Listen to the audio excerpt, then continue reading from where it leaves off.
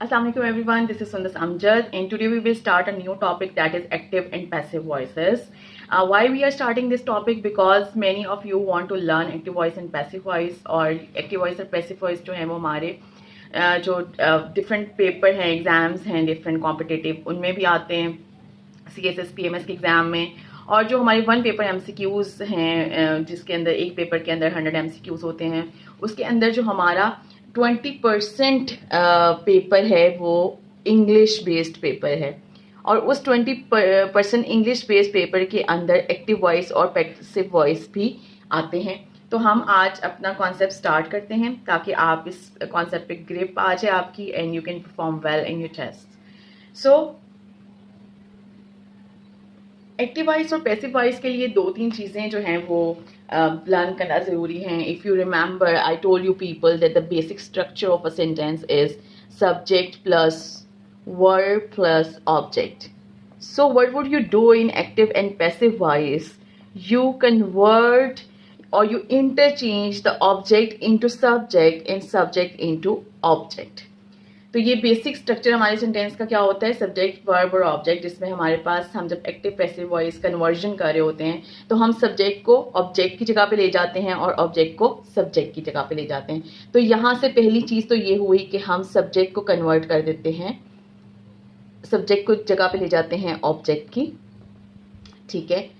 और दूसरी बात हम ये करते हैं कि हम ऑब्जेक्ट को ले जाते हैं सब्जेक्ट की जगह पे, यानी इंटरचेंजिंग हो रही है ना, सब्जेक्ट ऑब्जेक्ट की जगह पे चला जाता है, ऑब्जेक्ट सब्जेक्ट की जगह पे चला जाता है, तो इंटरचेंज हो रहा होता है।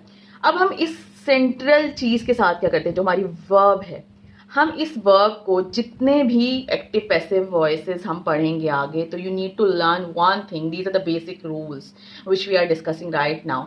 हर एक्टिव पैसिव वॉइस जब हम एक्टिव को पैसिव में कन्वर्ट करते हैं तो third form of verb use होती है।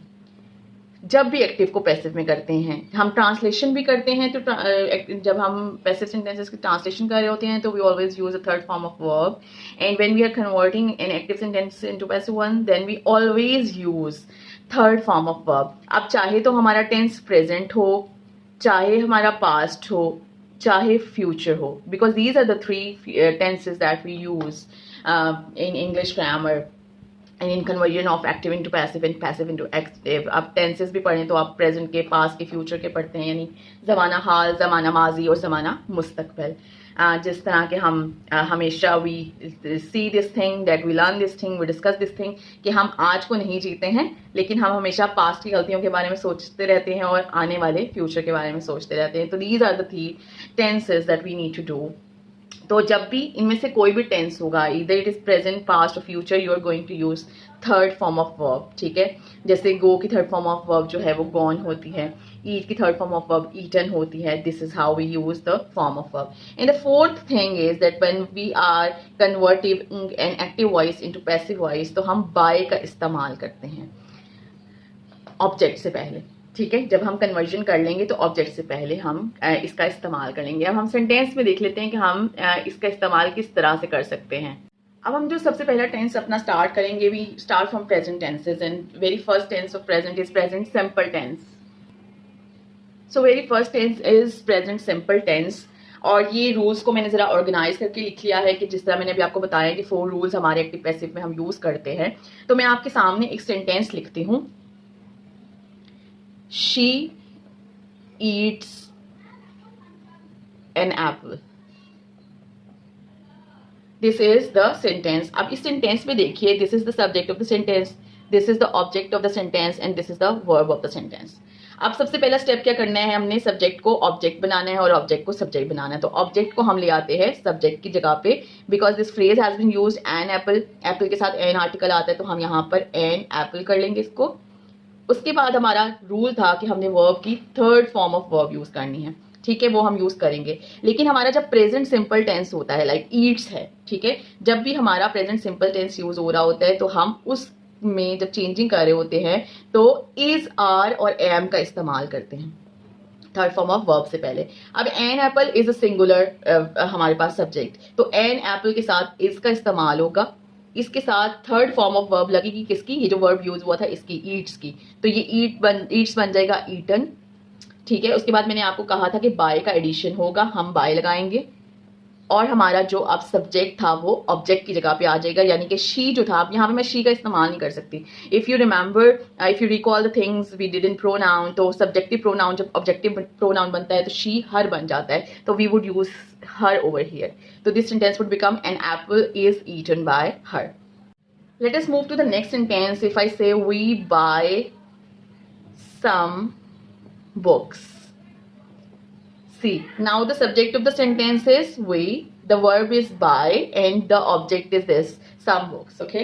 So now we have to do the conversion thing. So अब ऑब्जेक्ट क्या है, सब्जेक्ट की जगह पे आ जाएगा. तो ये सम क्योंकि इसके साथ लगा है बुक्स के साथ, ठीक है, इसको डिस्क्राइब करें तो हम इस पूरी फ्रेज को यहाँ ले आएंगे. वो वुड से सम बुक्स. अभी मैंने आपको बताया क्योंकि ये प्रेजेंट सिंपल टेंस है, तो हमारे पास helping verb present simple tense में जब हम कन्वर्जन कर रहे होते हैं पैसिव में तो इज आर एम का इस्तेमाल होता है. अब you know some books is a plural term, so हम इसका इस्तेमाल नहीं करेंगे, आर का करेंगे. We would use are over here. And now we have to use the third form of verb. तो बाय की थर्ड फॉर्म ऑफ वर्ब क्या होगी, बॉट. ठीक है. Now we have to add this by after it, और हमारे पास we जो है सब्जेक्ट है. ठीक है. हम वी का को ऑब्जेक्ट बनाएंगे तो हम कहेंगे some books are bought by us. This is how we would convert this active voice into passive voice. अब I make a sentence like I take tea. Now what is the subject in the sentence? I is the subject of the sentence, take is the verb of the sentence, and T is the object of the sentence. Now do this conversion thing. आपने object को subject बनाना है, T यहाँ पर आ जाएगा. ठीक है. अब आपके पास जो थे लाइक इज, आर और एम, उसमें से आपने चूज करना है हेल्पिंग वर्ब को. तो हेल्पिंग वर्ब यहाँ पर इज का इस्तेमाल होगा क्योंकि टी इज सिंगुलर, तो टी इज. और टेक की हमने अब third form of verb use करनी है, तो हम कहेंगे टी इज टेकन. हमने अब बाय का एडिशन करना है, बाय. आई का जो ऑब्जेक्टिव फॉर्म होगी हमने, क्योंकि आई को ऑब्जेक्ट की जगह पे लेके जा रहे हैं, तो ऑब्जेक्ट जब बनेगा तो आई मी हो जाएगा. So this is how we are going to use these different things. These are the 4 rules. You have to memorize these rules, that you have to convert subject into object, object into subject. You have to use third form of verb in almost every passive tense. Then you have to use this by after the verb and before the object, and then you are converting the object into subject. And this is how we have done these sentences. This is all about active and passive tenses of present simple tense. I hope आपको concept समझ आया होगा. अगर आपको concept समझ आया तो please video को लाइक कीजिए, कमेंट कीजिए, अपने फ्रेंड्स के साथ शेयर कीजिए, चैनल को सब्सक्राइब कीजिए. Thank you so much. अल्लाह हाफिज़.